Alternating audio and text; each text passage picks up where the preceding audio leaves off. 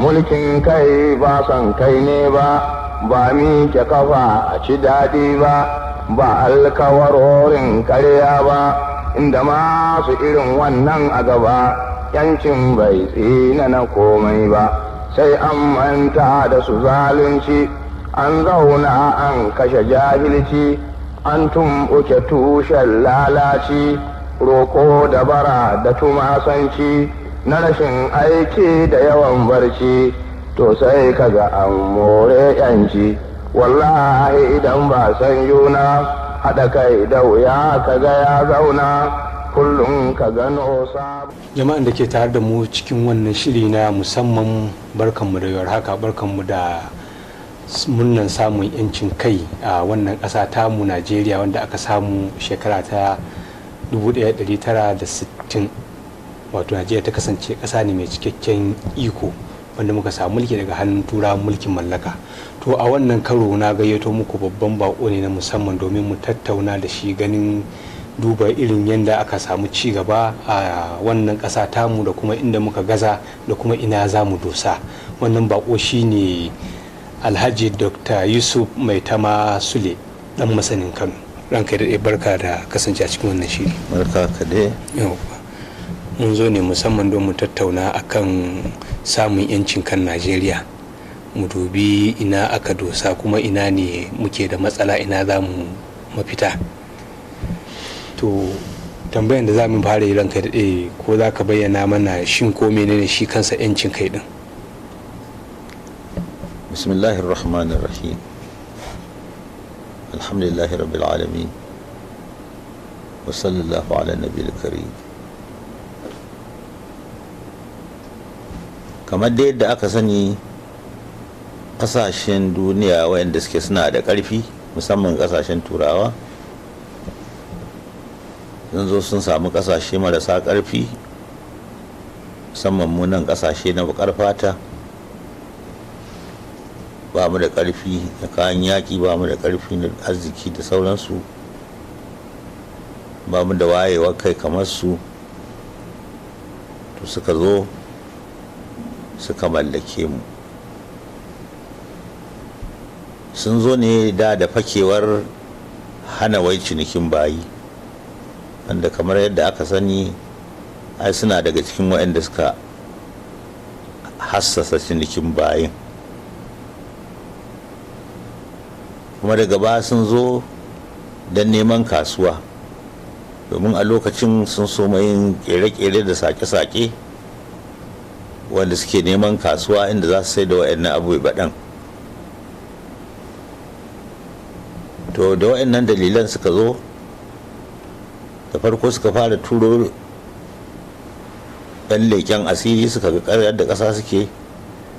Daga baya suka turo 'yan kasuwarsu, suka dinga kasuwanci kuma suka daɗa fahimtar ƙasar.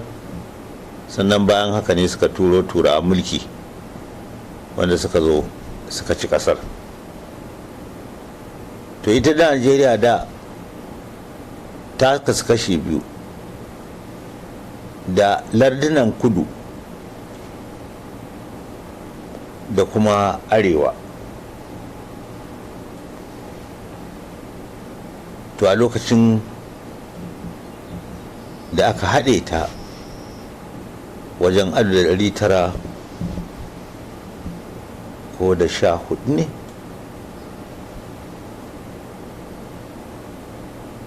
ko da 8 ne, da 14 ko? To shine aka nada gwamna Ligga ya zo arewa. Da yana kudu, kuma kafin ma ya zauna a kudu din, an ce ya yi aiki a wurare da yawa a daular Ingila. Shi gwamna Ligga shi zai fara zama gwamna na farko a arewa a haɗaɗɗiyar Najeriya. A haɗaɗɗiyar Najeriya.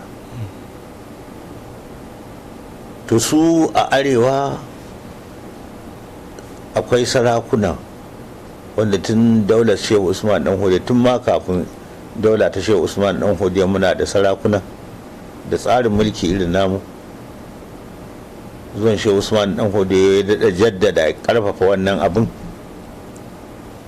To sai suka yi hikima su tura, suka ce wayanda suka saba da wannan abu suka gogu da wannan, kuma bisa gaskiya in ban da cewa mun fi su wayewa kai, mun fi su abin hannu, mun fi su ƙarfi da sauransu, irin duk tsarin da suke yi shi muke yi. Suna da kotu, suna da majalisa, suna da kurkuku, suna da 'yan masu gadi, suna da mayaka, suna da baitulmali inda suke tara kuɗi, suna tara haraji ko kuma zakka da inda suke ajiye su, duk suna da wannan. Kuma mutanen nan da suka tara sun saba da su, bayan ma suna sarakunansu tun daga daular Shehu Usman dan Fodiyo, sarakunan sai suka zama kuma su ne shugabannin addini, ga su limamai ga sarakuna. To sai suka ga idan ka ce za a raba jama'a da wannan tsari, to tafiyar ba za ta yi sosai ba.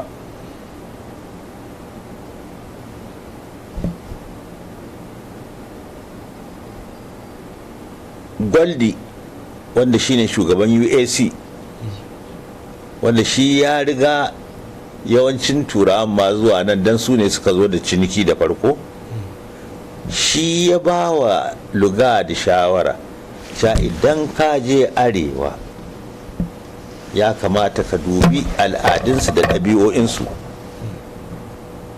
ka tafiyar da mulki ta yadda suka saba. Shi yasa da ya zo sai ya kawo abin da su tura suke cewa indirect system of rule, mulki ta kan sarakuna. Aka bar sarakuna da hakimansu da alƙalansu da kurkukunsu da komi, amma su turawa su ne za su dinga ba da umarni, su ne za su dinga kulawa. Suka kawo kuma gyare-gyaren da za su yi wanda zai dace da yadda su suke so,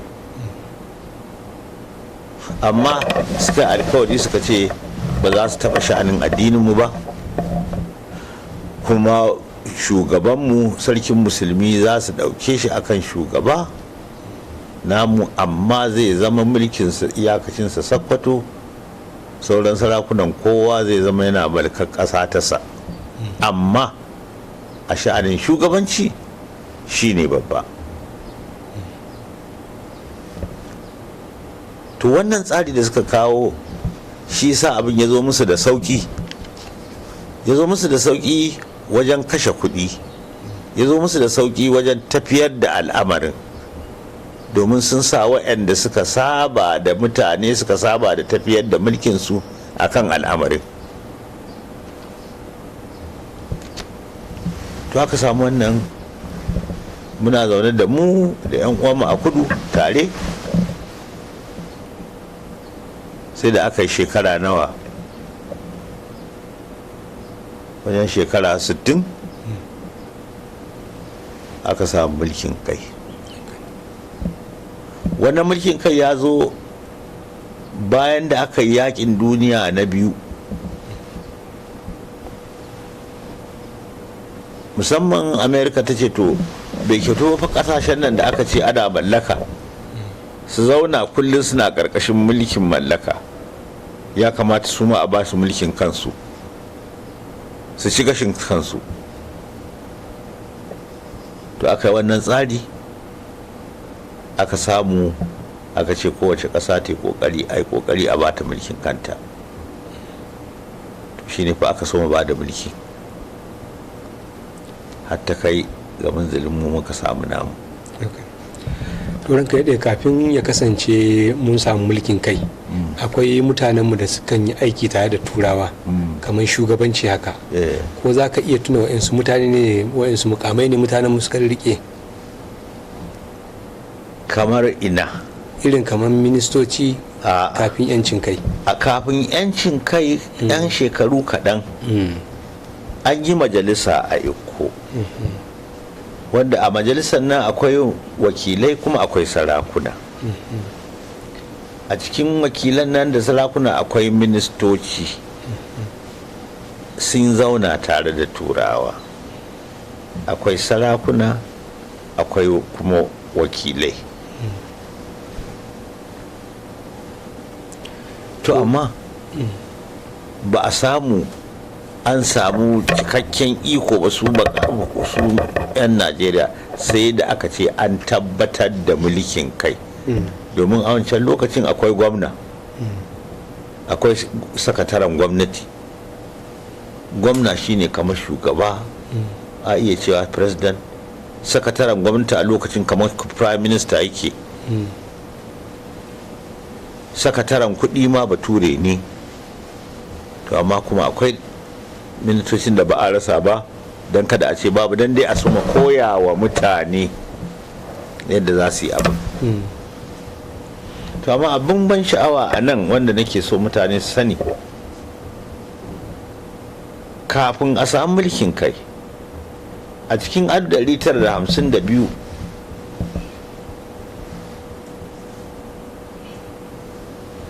wakilai na kudu sun kawo shawara cewa a ba wa Najeriya mulkin kai sata iza nan da nan. Wanda ya kawo wannan mashara shine Chief Anthony Enahoro, a lokacin yana memba na dan majalisa ta iko. Wakilanmu na arewa a lokacin suka ce a'a, mun yadda a bada mulkin kai amma lokacin da ya dace. Dalilin su suna ganin su ba su shirya ba su da gogaggun 'yan boko waɗanda in turawa suka tashi za su ɗauki ayyukansu, musamman ma turawa mulki, domin su ne muhimmai. Sai suka nemi a samu lokaci wanda za su wa mutanensu tarbiyya. 'Yan uwanmu na kudu ba su ji daɗi ba, suka ɗauka akan ko ba ma son mulkin ne. Abin bai daɗi ba, har dai aka dinga jijjifan mutanenmu, har sai da ta kai ga munzilin 'yan sanda ne ma suka raka su sai da suka kawo su Kaduna a jirgin ƙasa. Bayan wannan su 'yan uwan wakilanmu na kudu suka turo a Kintala don ya zo yi wa mutanen arewa bayani cewa ga shi ana son mulkin kai amma wakilansu sun ce a'a. To a wannan zuwan nasa ne ya zo Kano aka yi wannan tashin hankali, shine wato rikicin da aka fara yi na siyasa na sabon gari.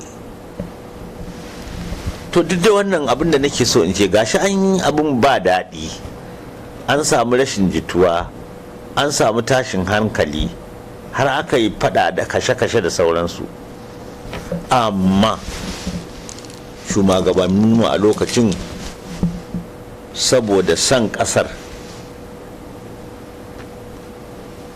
daga baya suka zo aka manta da zancen bambanci na addini da kabila da siyasa, aka haɗa kai aka dinga shawarar to yaya za a samu mulkin kan baki ɗaya. Wannan abu da ya wuce aka mai da shi ba, aka manta da shi. Suka dubi Najeriya da NCNC da Action Group da MPC da SNEP da sauransu, MUMBC, duk suka ce mu haɗa kanmu, bakinmu ya zo ɗaya, a samu mulkin kan nan kanmu ɗaya, kada mu rawara. Suka haɗa kansu,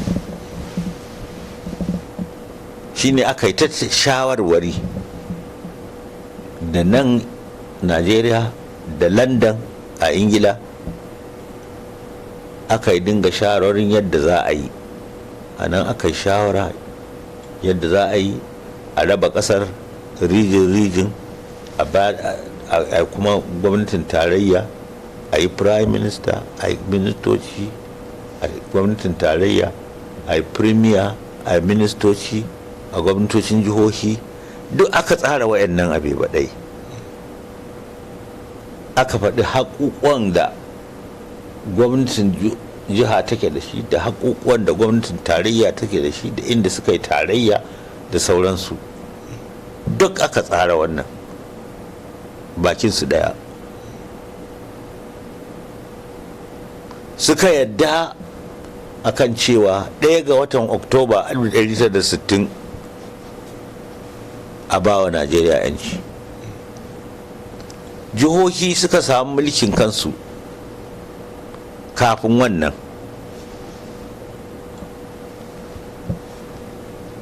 Amma ita Najeriya baki ɗaya ta samu mulkin kan 1 ga watan Oktoba 1960. A ran da aka saukar da tutar Ingila, aka daga tutar Najeriya ta 'yanci,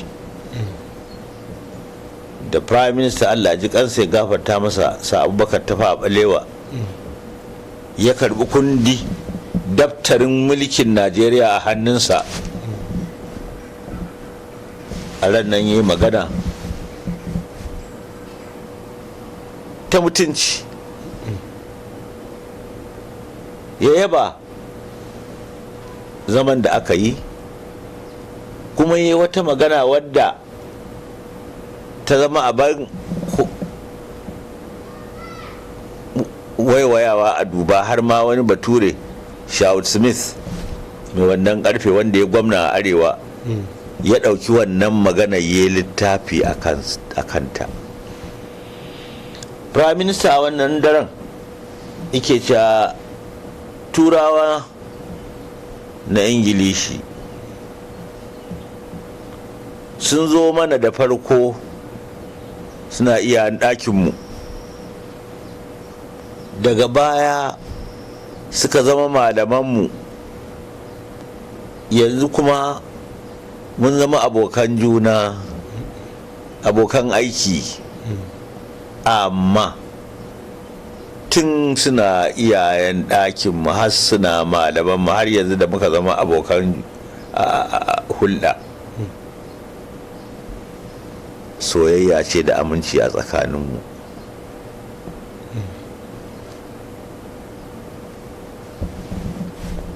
To yana cewa da turanci, the British came to Nigeria first as masters, then they became teachers.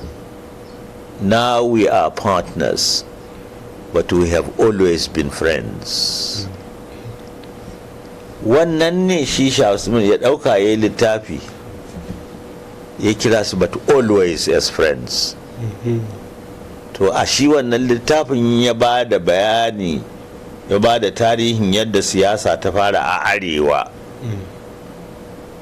da sauransu da irin gwagwarmayar da aka sha da irin tarbiyyar da suka yi wa mutane. To littafin yana da ban sha'awa, har ma muka sa aka fassara shi da Hausa, mu kuma muka yi kiransa auren zobe. Littafin ana samun sa a shaguna, sai in aka je watakila tsohuwar gaskiya corporation mai yiwa a same shi, but always as friends. Kuma da Hausa aka sa masa auren zobe. To na ce lokacin da aka samu yancin kan nan, ko za ka iya tuna mana waɗanda suka yi gwagwarmaya wajen samun wannan yancin kai ne?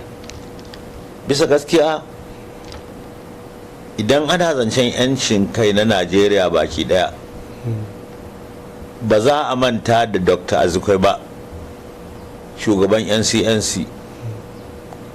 Ba za a manta da su Chief Awolowo ba. Ba za a manta da Sardauna ba. Ba za a manta da su Tafawa Balewa ba. Su Malam Aminu Kano, kai haddasa Tarka, bai kyauta a manta da su ba. akwai wasu wayanda suke biye da su kamar yadda na faɗa maka irin su yana horo da sauransu. Ba za a manta da irin wayannan ba, kuma tun kafin ma abu ya zafi a kai, ai in an tuna ma sai a ga irin su malam Sa'adu Zungur irin gudunmawar da suka bayar tun ma kai bai waye ba, suna faɗakar da abubuwa wanda yanzu in ka duba sai ka kamar waliyai ne. Abu baɗan da suka faɗi duk nan suna faruwa yanzu. Ba za a manta da su ba, ba za a manta da su irin Abubakar Imam ba,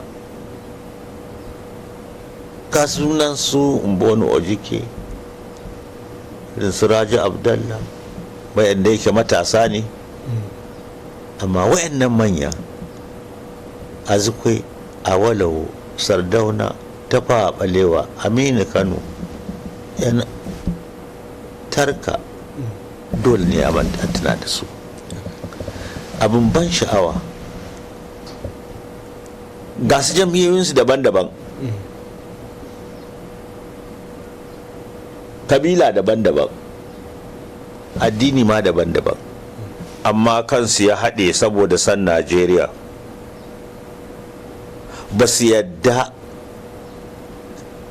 kabilanci ko addini sun shiga sha'anin harkar siyasa yadda za ta ruɗa mana abubuwa ba, kamar yadda muke gani a yanzu.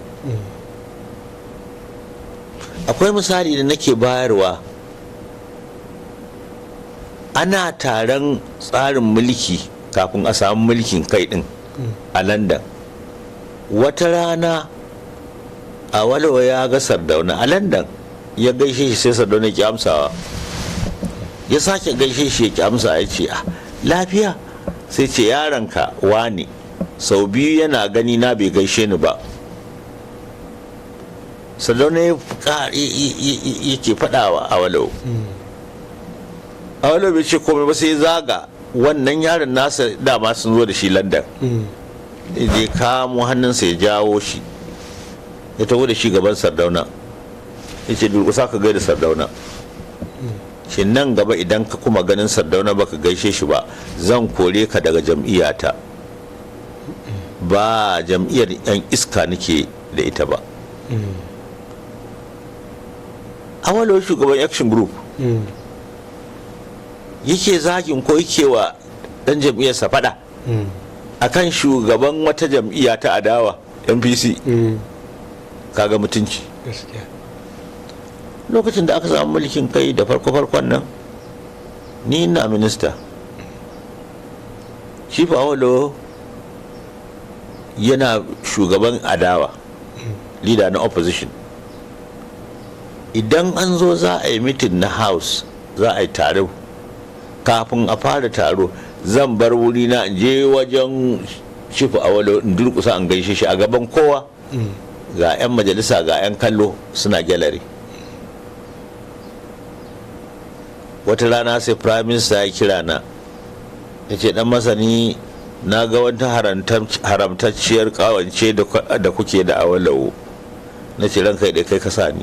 A cikin yanci mai wannan hali yau shi ne hadari a gane, komai ya faɗa mana karya ne, don mun sallogar zambo ne, mai yin wannan la'ananne ne, ba masu siyasar maula ba, makiya yanci dillalai ba, da idan ba su tuba da wannan ba, haɗa kai ba zai wani karko ba, yanci kuma bai dada komai ba, mulkin kai ba son kai ne ba, ba miƙe kafa a ci daɗi ba, ba alkawarorin karya ba, inda masu irin wannan a gaba, yancin bai tsina na komai ba, sai an manta da su zalunci, an zauna an kashe jahilci, an tumɓuke tushen lalaci, roko da bara da tumasanci, na rashin aiki da yawan barci,